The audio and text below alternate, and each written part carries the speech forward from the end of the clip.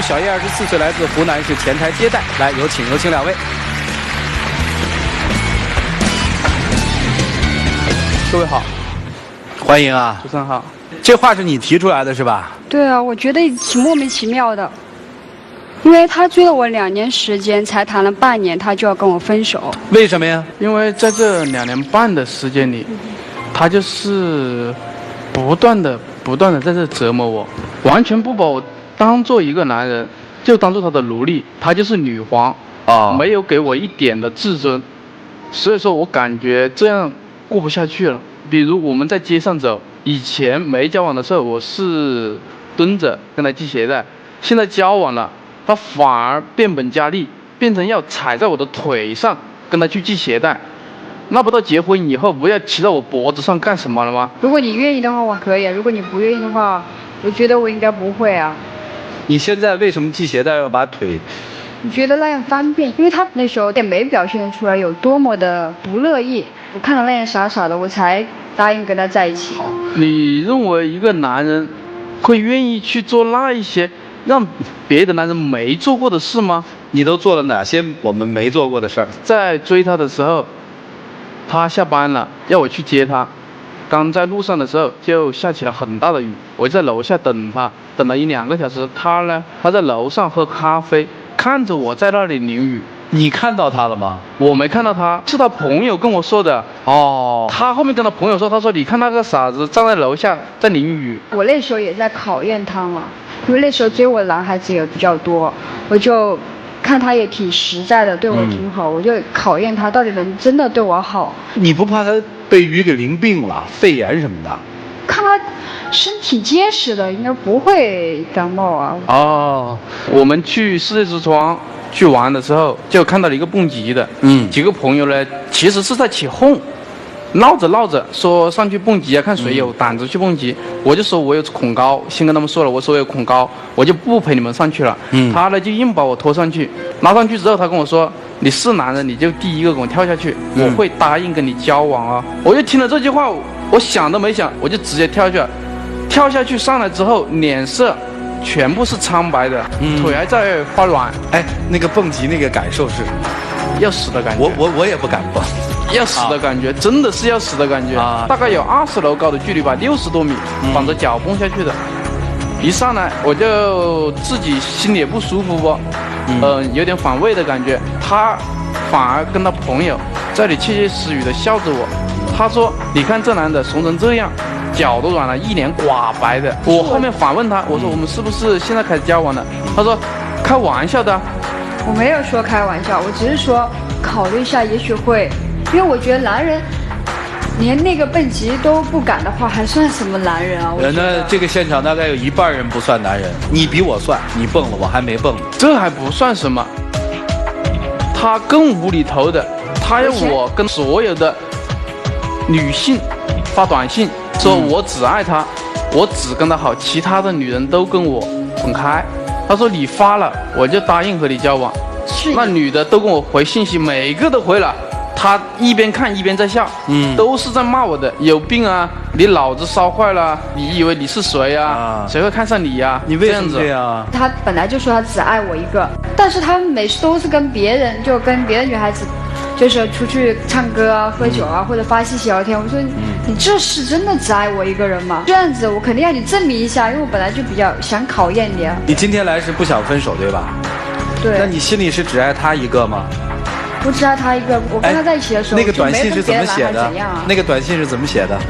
短信是说，我只爱小叶一个人，其他的女人都是空气。如果想追求我的，请你滚远点。哎，你能把这个短信发一遍给你那些朋友吗？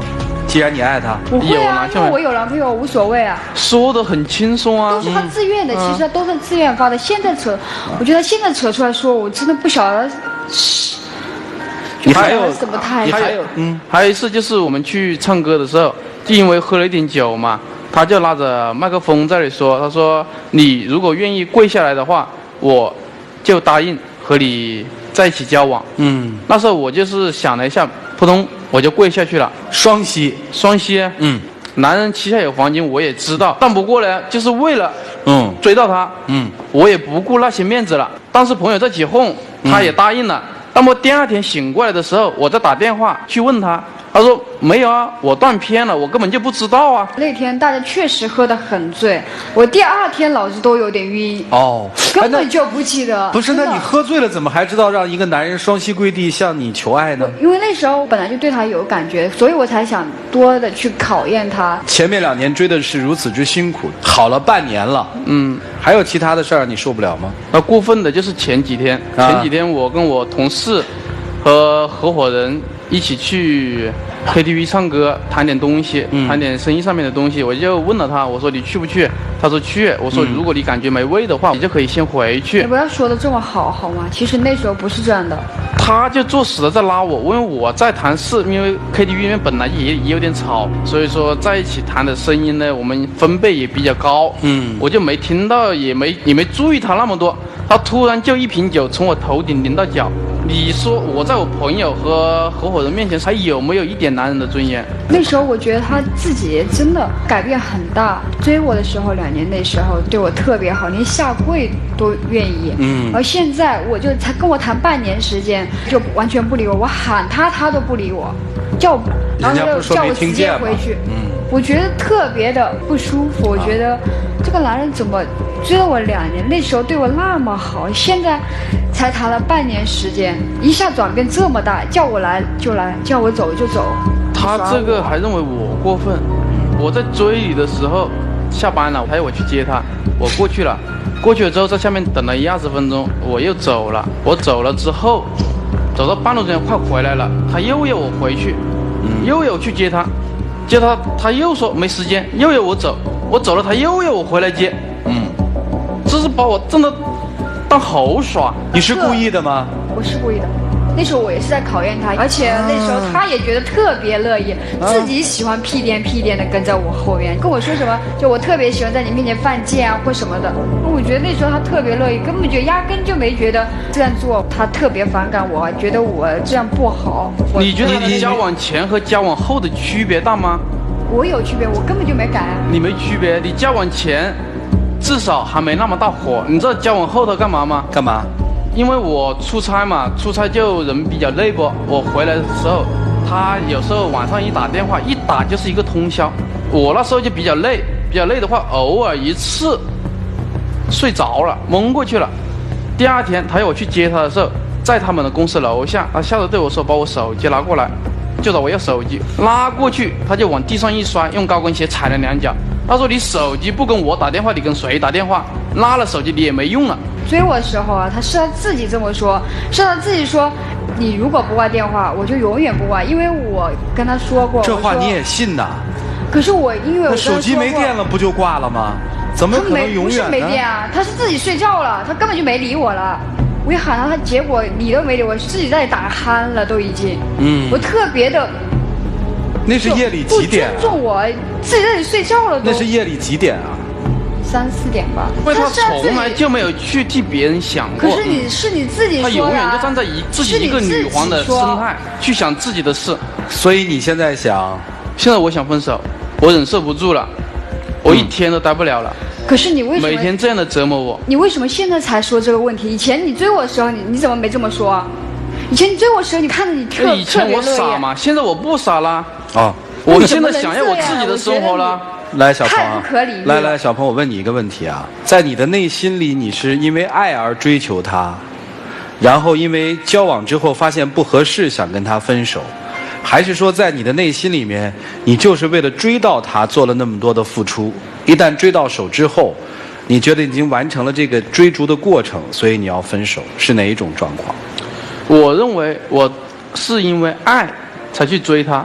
我认为在追他的过程中，这些东西是他对我的一些考验。追到他之后，我认为他会有一些收敛，会有一些改变，因为我是他爱的人了，他应该懂得去站在我的角度去想我的事。你不觉得你这个人特别的阴吗？特别假。追我的时候什么都可以做，你追到我你就让我改，你以前怎么没让我改啊？那时候就说那句话，就是我就是喜欢在你面前犯贱，你不是这么说的吗？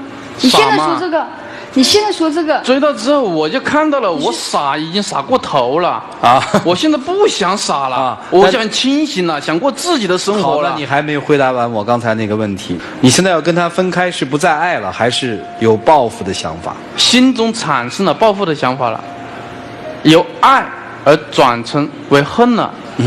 因为我感他根本觉就没有恨我的资格。我感觉在追他的这2年，我已经被他耍够了。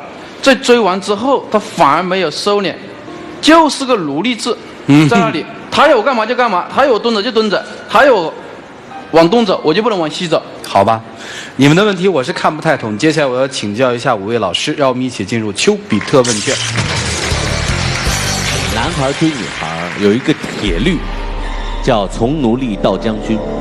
这哥们儿之所以今天气势汹汹来这里，是因为从奴隶到奴隶没看到将军的可能性，是吧，哥们儿？对。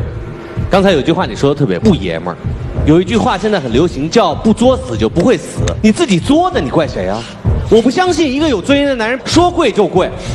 女孩儿，你为什么要踩着她大腿让她擦鞋呢？我真的只是觉得方便一点。你要觉得踩她脸上更方便一点，是不是？如果他乐意的话，我可以踩他脸上。你还说这种话？你知道什么叫尊严，什么叫适度？不知道啊，姑娘。你只因为他爱你，把人作践的不爱了，把人作践的报复你了，你美了是吧？其实我觉得我确实是有点过分，但是他不是有点过分，我很认真的告诉你，非常过分。你忘了自己是谁，你忘了对方是一个平等的人，你忘了你是以爱的名义在欺负他，在侮辱他，那不是爱。可是他没有表达出来。男人的心有时候也是海底针，这种掺杂的报复，掺杂的有朝一日如何如何的感情，表现起来可以很极致。姑娘，你赶上了，只能说你活该。你爱他什么？说出他的一个优点。第一眼就是比较随和啊，可爱啊。第一眼，我说你爱他内在的什么？很直性，很爽快的那一种。对啊，我想要踩你脚上，我就要踩在你脚上，对不对？我想让你来，你就得来，对不对？你既然喜欢那点，为什么现在又忍受不了了呢？那么这种也有点太过了啊。你也知道过呀，你觉得你做的不过吗？你不觉得他这种无知的行为就是你惯出来的吗？好好想想，你爱他内在的什么，然后你怎么去爱他？我觉得这次怎么说这女孩都不过分，因为是帮助你干嘛呢？帮助你知道什么是爱，帮助你知道怎么去爱。你所说的那些事，可能别人觉得很可气，但我真觉得你很可怜。我问你一个问题，你理想当中的男朋友是什么样的？就听我话吧。是他这样吗？就是这2年半，基本上是这样的。你爱的是他这个人，还是他为你做的这些事儿？两者都有吧。他的人是什么样的一个优点？平时也比较幽默，然后又听话。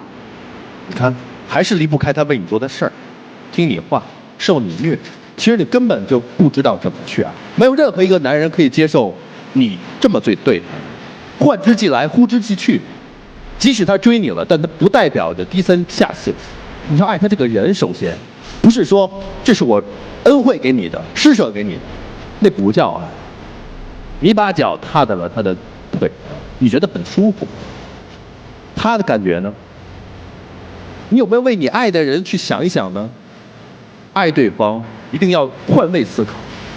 如果换成你恐高，让你去做这个蹦极，你愿意吗？你知道这些点，你就知道怎么去爱。我给你个建议，先跟他分开，冷静的想一想，到底爱这个人还爱他为你做的这些事儿，然后你就知道怎么做出正确的选择。通常，漂亮的女人总是会有良好的自我感觉，但是做人不能太把自己当人看，太把别人不当人看。我从未见过有谁会把自己所心爱的人打倒在地上再跺上一脚。如果相爱是要用残忍的折磨来考验对方，用对方的低头服从来满足自己，那不是爱，是变态。至于对于男方，我想说的是，如果低头祈求来的爱情能够长久的话，这个世界上就没有债权人和债务人之间的债务关系。爱情不是祈求，是尊重。听了你们的爱情故事，我觉得你们是在进行了一场非常残酷的厮杀。这个战争由女方引起，你激怒了这个男人，于是他在心里头暗暗下定决心把你追到手，然后把你甩掉。我觉得你们之间这个开始非常可怕。他有好多反应都不是一个男人应该有的。双膝跪下，你还知道男人膝下有黄金，早知今日何必当初呢？女孩，你应该从自己身上找找原因。刚才你老是强调对方，说他愿意的，啊，我看不出来他不愿意。如果他不愿意，我可以改。你真正能改吗？我觉得女孩子就是适当的耍一点点小性子，那是可爱；要是过了的话，就是可恶。真的，我希望都互相之间反省一下，因为以后的感情的这个历程还长久着呢，对吧？奉劝每一个男士和女士，不要因为自己有资本，就可以拿这点资本去欺辱别人，翻回头一定欺辱的是自己。其实没什么好说的，因为你们自己把生活过乱了，你们把生活过得像闹剧一样，很可怜是吧？对，该。你也很可怜是吧？也该。但是年轻都会犯错，没关系，只要记住我们曾经的错误，错在哪里，还是可以往前走的。想一想，有没有爱过他？是为了报复还是为了爱？想一想，爱不爱他？有没有感情？一定要想清楚，然后做决定。我们一起进入黄金60秒。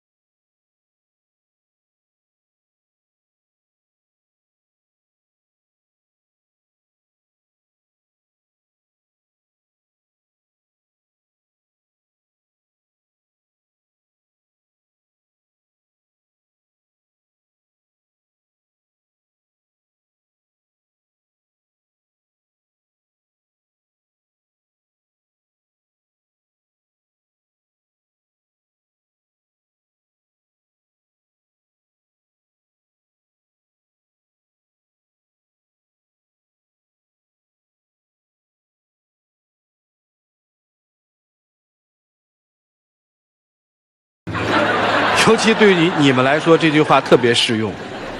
别再互相的伤害。两位请回吧，谢谢你们，请回，请回，请回。来，请关门。各位，请拿起手里的表决器，看好他们俩吗？看好，请按赞成；不看好，请按反对。请选择。现场有89.47%的观众朋友，压根儿就不看好这一对儿，觉得他们不应该在一起。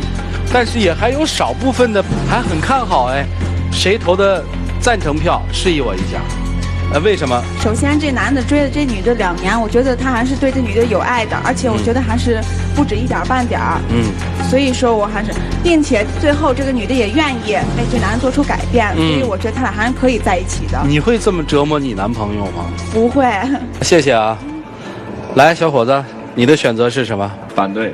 谈过恋爱吗？谈过。追过女生吗？追过。有这么辛苦吗？没有啊。这小伙子刚才碰到那些情景，哪一个情景你曾经遇到过？去接他吧。啊，然后呢？然后就接了呀。他没下来，让你等？没有等。啊，你能理解那小伙子吗？不能理解。谢谢啊，一起来数5个数，看看他们自己的选择。5、4、3、2、1，请开门。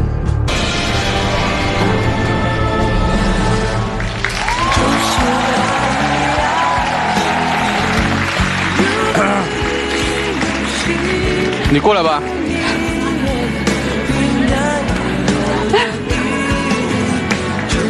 我有一句话要说，在生活当中，野蛮女友是有，但野蛮女友多半是表面野蛮，内心是有一颗温柔的心的，在她身上我们见不到。你们俩如果要再在一起，女方一定要重新追男方一次。涂老师那句话特别对，认认真真的你再追她一次。